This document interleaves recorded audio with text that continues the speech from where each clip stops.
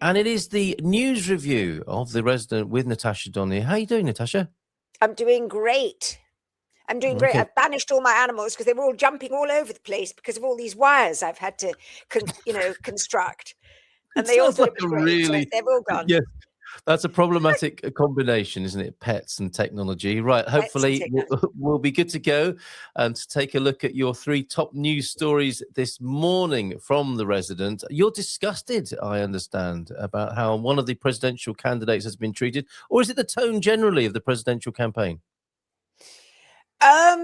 Well, the presidential campaign itself has just deteriorated into a kind of insulting people, just a bunch of, on the whole, old men insulting each other, and it's just becoming rather pathetic. But I think the thing that's upset me most is the way a very spurious allegation came in on the final week of the campaign, insinuating that one of the candidates had made lewd comments in the past to a woman who no longer works for his political party and who hadn't made any fuss about these perceived lewd comments before.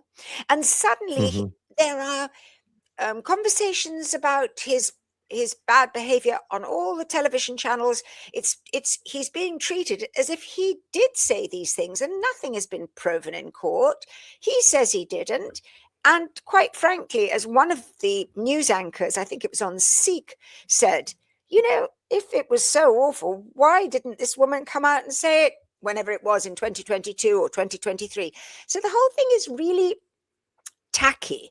And the fact that it's been embraced by many areas of the press who just keep producing shocked women from support groups for victims of sexual harassment and abuse. It's got out of control, and it's wrong. I think it's terrible. Yes. And this is the gentleman we're talking about.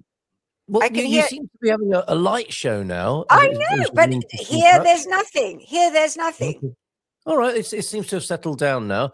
Very interesting. And this is the gentleman in question here. We're looking at João Cotrim de Figueiredo. He's known as Cotrim generally speaking. Isn't he? For sure. That's how he's seen. In political, let's right that wrong. I mean, how do you see him in political terms? If we can turn down the volume of the noise that's surrounding all the allegations, what do you make of this man? Because I don't think us foreigners know a lot about him. We're more familiar with some of the other front runners at the moment, Gouveia Melo and Ventura and Seguro and Mendes, but not so much this man. What can you tell us about him? I think he's a good... His politics are liberal, so they're keen to allow more freedom, less taxes, a great deal more in the way of sort of social awareness, but without being idiotic and giving everybody benefits like the socialists. I think he's good. He certainly managed to get a lot of young people on board when he started with the Iniciativa Liberal. That's what the party's called. But then he left, and now he's a Euro MP. I mean, he'd always seemed to me perfectly, and I'm sure he is, because he also produced, after these allegations came out, suddenly 30 women appeared on the scene with an open letter to say he'd never done or said anything inappropriate with them. But he seems like a perfectly, stand-up guy.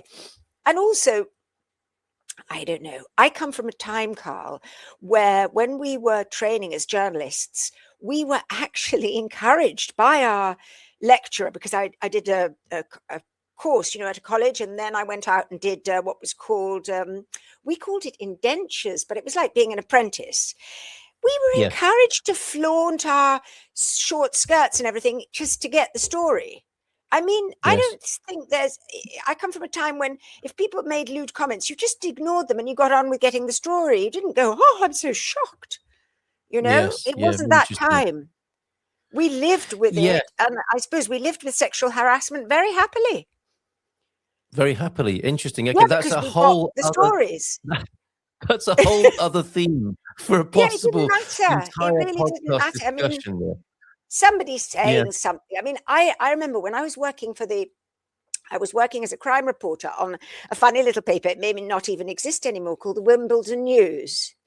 And My I used goodness. to have, yeah, and I used to have to go over the road because the Wimbledon News was opposite from the police station. Used to have to go over the road every morning to see DCI Bernie Davis. And DCI Do you Bernie know? Davis. Oh, hold on a minute. This is bizarre. He is a friend of my father's who was a police officer in the Met. I know Oh, Bernie. wow. Yes, because he went yeah. off to Dorset afterwards, didn't he? Yeah, that's correct. Now, what are He you became about cancer. to say? What are you about to say about Bernie Davis? Well, he was very funny, but he said very naughty comments that these days wouldn't be allowed. Imagine. Yes, Very okay. naughty comments. But at the time, Yeah. I thought, I don't mind, you know? And How it was all bizarre in is that? jest. And you just Yes. took it and you just kept going. That's an extraordinary coincidence, and Yeah. nothing to. You and I need to talk about that over a Sagres at some point, and maybe even get Bernie on the phone to talk about that would be so He funny. would not deny that. I'm sure knowing him as I do, and my father and that generation, I'm sure he wouldn't deny any of what you've just said. And the floor is But it open, was a Bernie. If different this time. gets you to come and exercise your right to reply on the Resident podcast. We'd love to talk to you about that, about how times have changed. And do you think things have? Strangely, then, we must take part of that seriously. Things have got better, I hope, in some ways, but also worse. Whilst in many ways the law has changed and people's expectations have changed, we're still seeing this being used in a different way as a political tactic now. Yeah, exactly. And no, unfortunately, I mean, one of my greatest friend probably here is just a tiny bit older than my daughter. So she's 40. And she gets so cross with me when I say, oh, all these pretentious people, getting upset about one comment or something, because I literally come from a time when you just brushed comments off. And she goes, no, it's very serious. You can't say things like that. Because, of course, she comes from the new time.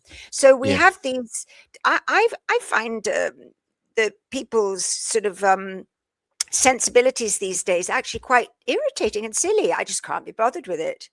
So, but that's why I'm always saying, I'm really happy to be with my animals. But I'm not. This is what's referred to as woke, isn't it? This is what's referred to. Yeah, I'm not keen to mix with people on the whole because they're just so boring these days. Okay, very interesting. Again, ideas there for spin-off episodes of the talking here in conversation with Natasha. Sexual harassment in the workplace where nobody minded. Yes, absolutely. I think that may well be quite a popular podcast title. But what we're looking for is balance here, isn't it? We want people to be protected. We want people to have a sense of humor.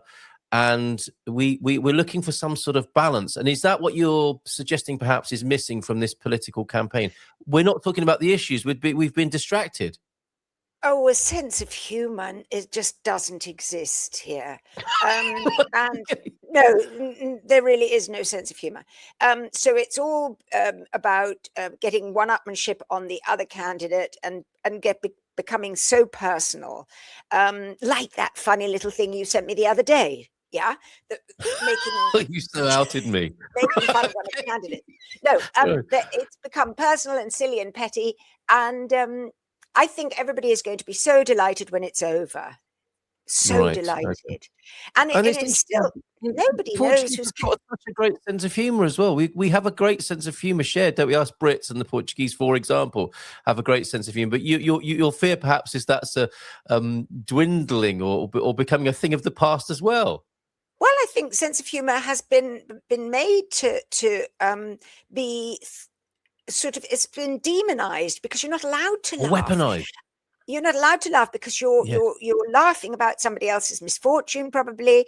I mean, I remember years and years ago, I was with my brother in a cinema, and there was a very fat woman in the front, and her chair collapsed. And I'm sorry for laughing already. Oh everyone in the cinema fell about laughing. But these days, everybody would rush up to her and say, "Are you all right? Do you need a moment to I don't know. It's all gone bananas. Nothing's both? funny anymore. How about, this is the balance I'm hoping for. How about both? Let's laugh at the comical nature of the situation and see if she's okay as well. We can do both, can't we? Yeah, I mean, we can do both, but it does seem to be tricky. People are tricky, always okay. erring on the, well, how does she feel about it? My goodness, right, okay. Rather than, that was so funny when her chair collapsed. You remember it to this day, and I'm sure other people I have remember similar. all these funny things because I actually enjoy remembering them, because you're not allowed to laugh much these days. Bit of Schadenfreude, I think the Germans call it, don't they? Laughing at other people's misfortune. Right, okay. Back to the president then. Yeah. And what are you hoping for on a personal level? Having tracked this, obviously, over the last few months and weeks, how's it looking to you? Can I ask you to give us a little bit of crystal ball gazing then? Who do you think is going to win? God, I honestly don't know. I've got an awful feeling we're going to get one of the boring candidates, which will just be so sad, because this country needs to move and the world is moving, and we don't need the boring candidates. When I say the boring candidates, I think I'm talking about the socialist candidate, António José Seguro, and the preferred candidate by the government, Luís Marques Mendes, the man who's had a difficult time because of his size. And I honestly think of this not particularly impressive lot. I know a lot of people who are still going to vote for Coutrinho, but I think the lofty admiral, this enormous admiral that has been trashed by the press constantly, they do not like him because he does not represent any of the installed interests. And they keep saying his lack of political knowledge is going to be, putting the country in bad stead. Well, honestly, I cannot see how that is a good argument when you think of the mess that politics has got this country into. So I think he could get into the second round with Ventura. Ventura looks like he'll get into the first round, the Chega candidate. But I don't think the Chega candidate will necessarily win. I don't think he even wants to win, because he wants to be prime minister. He's an agitator. He's a professional agitator. So, I mean, I think it could be the boring candidates, in which case we're in for 5 or 10 years of completely lackluster presidency, which for a tiny little country that means nothing on the global stage perhaps is, all we deserve. But I've got this feeling it could be quite exciting if we had the ex-admiral, because he has so much knowledge of the dangers that we're all facing. He has been warning about it for so long, and he brings to the table something completely different. And it's certainly not about kissing babies and all that sort of stuff. No, okay, he has a geopolitical perspective. I don't know. I just feel he would be a really interesting. I mean, they keep saying, the boring candidates keep saying there is no room for experimentation in this role. That's so boring. If there's no room for experimentation, what the heck have we come to? So very interesting. Okay. So that's your hope, perhaps a little bit of a spice in the president's position. Yeah. Okay, very good. Let's see. Anyway, let's move. Let's take a step down in the political machinations of this country to the prime minister, and you have something to say about the prime minister as well. What chaos! What chaos! Prime Minister refuses to take health service horror stories. Is he gaslighting us? Well, I had two ideas. One of them is I actually think he might be on the spectrum. I don't think that's bad. I mean, I've got one of my boys, I think, is very much on the spectrum. I just never bothered to worry about it. But he has a disconnect, a clear disconnect. I mean, in the summer, do you remember when half the country, I mean, the north and the center were in flames, and he was down in the south in his shirt sleeves saying, isn't it marvelous? We think we've got Formula One to come back to Portugal. And, oh, yes, we're going to launch the tender for the building of the Algarve Central Hospital, something a tender that's been launched and then, let collapse. I think about 8 times. So, it was just so weird that he thought those two things were important when people in the north and centre were running around with buckets and hoses trying to save their homes. It was such a disconnect. And now this time he's said that all the stories that were coming out last week about ambulances failing to pick people up and people dying were not worrying at all. He said that this is just a perception of chaos. It's not chaos.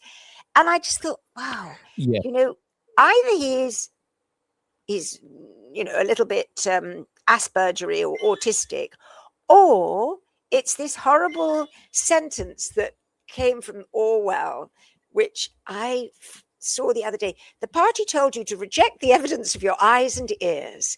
It was their final, most essential command. This comes from 1984. I mean, we're always being told what a handbook for our times. Yes. Yeah. Yes. Okay. So on one level, a sinister Orwellian representation of politics in Portugal. On the other, a diagnosis from Natasha Donn that he might be on the autistic or maybe he's just slightly Aspergery. Okay.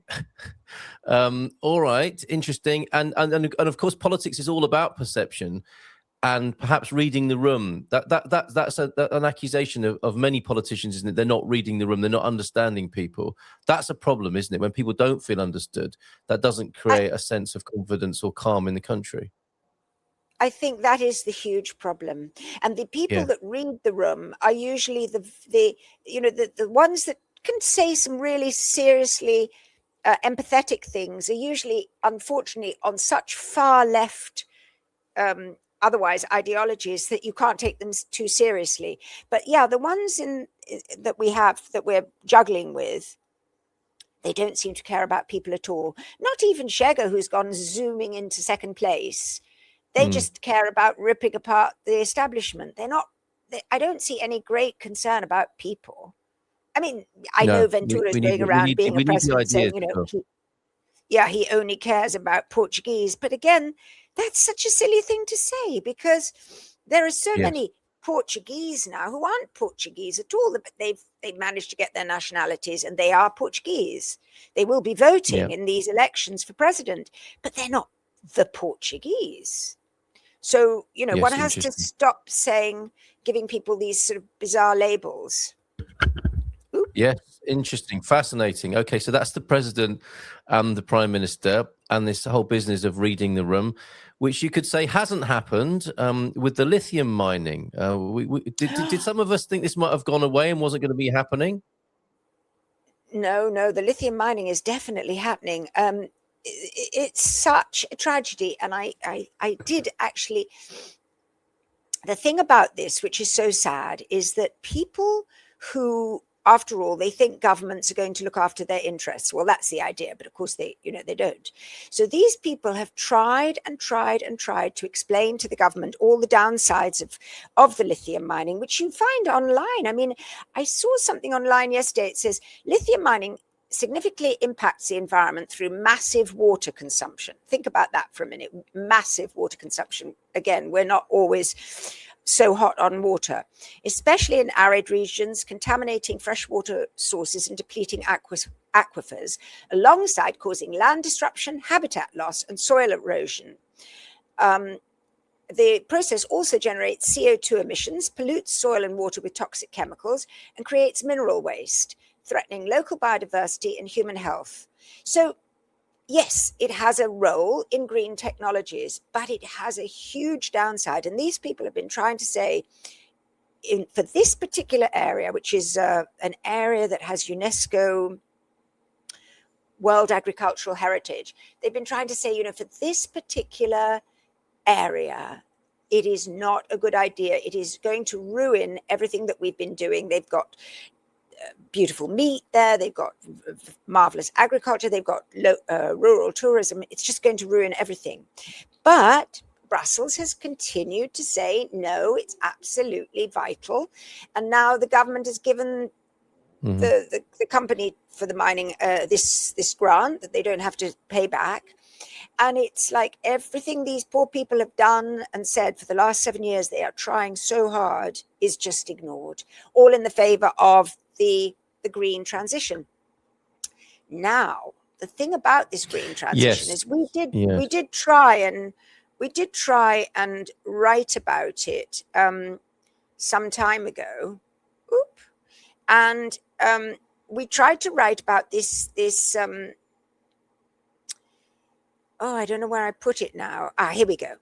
We tried to write about this pressure group in the Algarve, funny enough, that is actually just trying to open people's eyes a little bit to the downsides of this race to the so-called green transition. And in one of the stories we wrote recently, this group is explaining that every day Europe is losing the equivalent of 600 football pitches of cropland and natural areas as countries career towards the path of energy transition. So is it actually worth it? Is this really what we should be doing? Or will we just end up with a dust bowl, having plundered the lithium resources and other resources that we have? And then what will we be offering people? I don't know. I just don't see that the leaders these days are looking properly into the consequences of their actions. And the agenda seems to have shifted, doesn't it? I recall when I was looking at these news stories that there was a time where the polarity seemed to be between how farming was ruining the countryside, and now we're moving from farming being the good guy and possibly the environmental coverage under this guise of net zero and energy transition. It's now between solar panels and farming. And many people would prefer farming, wouldn't they? And everyone's forgotten about wildland and this forests and so on, and the natural landscape and habitat. I know. I mean, it's getting so bizarre. It's getting.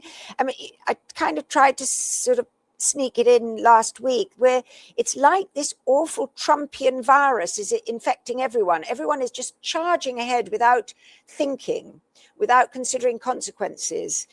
And if you think how important the balance is, even though we might all live in houses with, goodness knows how much technology, it's incredibly important that when we step out, that the nature still exists. And if we're going to destroy it all, yes, absolutely. What's it all about? This Trumpian energy that you speak about, this isn't specifically about Trump's environmental policies. Is this a political energy that you're talking about, where politicians feel justified by a certain ideology, they just do whatever they want to do? Is that what you're talking about? They seem to be running like with a rugby ball, in the wrong direction to throw a pitch, and nobody's questioning them. And just because it's the European Commission, this government is groveling around and throwing 110 million euros at this project, and they may know themselves the damage it's going to do to the local the communities that have been fighting for so long. But they say, well, this is the sacrifice of the green transition. I mean, again, we're back to the same thing. The government will say their truth is the only truth. Yes, and if you deny it, there's something wrong with you. Again, a perception issue. And then you're just a troublemaker. And then if you're not lucky, like in America, you get shot in the face. Yes, indeed. Yeah. Wow. It is how you did predict, did you not, that it was going to be a piri spicy year? And we're just over 2 weeks in. I guess you've been proven right. I know, and it's going on, isn't it? Because we've got all the other things, the sort of great rush of about 20 soldiers from every country in Europe rushing to Greenland. And then this poor woman who was given the Nobel Peace Prize, giving it to President Trump in a desperate move to change his mind. I mean, it's all gone bizarre. Extraordinary times. Going back briefly to the lithium mining and the Algarve pressure group, and how it is that local groups seem to be being steamrolled with their efforts to protect the natural environment and actually just express their preferences. And maybe we can get an update. We can roll into this an update on the Sofia solar project. I'll call it the solar project in central Portugal. I'm guessing that the sense of of how these environmental groups are feeling must be somewhat undermined at the the Exactly. Is that your sense? Is that your sense? Definitely. When we had how are these groups able to push back? Well, when we had that podcast just before Christmas, and I said there'd be a lot of environmental kickback this year, there will be. And I think the Sofia people, if I'm not mistaken, are planning a big protest outside Parliament sometime at the end of this month, after the presidential fandango is over.